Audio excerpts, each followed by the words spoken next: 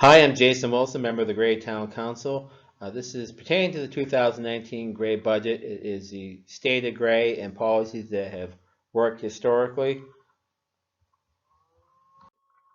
So what is with the downtown village focus for economic growth? Well, in the 1980s, the first wave of national downtown village revitalization movements occurred under the Reagan administration. In 2004, a second wave of state downtown village revitalization movement occurred under the Baldacci administration. So armed with central planning initiatives, a strong political movement started to revitalize downtowns, and it continues to this day. So central planning government mandate. So armed with the central planning government mandate, there was an intense political pressure to revitalize Gray Village for about 38 years. So recently, we had 2006, the Gray Village Master Plan. 2009, the Gray Village Forest Management Area was established. I still can't see the forest, I guess apparently through the trees. There was a 2010 Monument Square project, the Hancock Block Master Plan, the Bike Ped Plan, the Sustained Southern Maine HUD Pilot Program, and the Village Area Loop Trail. And the counselors that were involved at this period of time had various levels of support. But part of their job is to try to work with these programs and policies, and they made their best efforts. The result of 38 years of central planning, the agent representing this entity actually referenced some of the planning referenced. Central planning actually hurt a local farm, so the farm in the village area, this farm required some lobbying the town council to change some of the restrictive regulations that were a result of some of the central planning.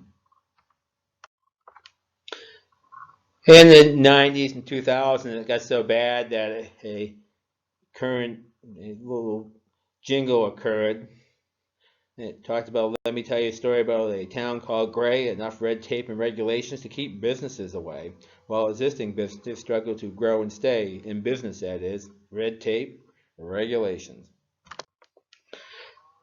So some rogue town councilors and citizens tired of the monkey business worked with the market. So they went against the status quo in the picture there, and they decided to get innovative and come up with some policies that they thought would work, that were more market related versus being more centrally planned.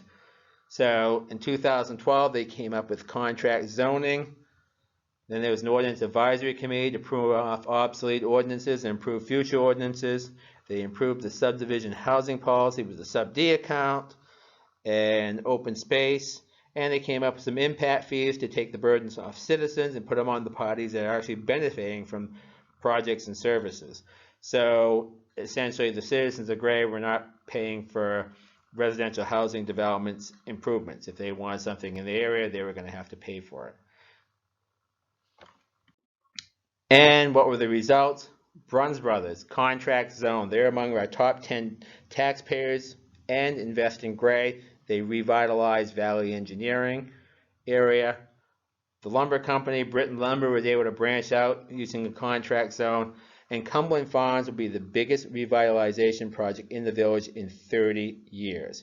And that was a result of some practical, realistic, market-based, market-friendly zoning, which those citizens and town councilors were wise enough to implement. I'm Jason Wilson. Thank you so much for listening.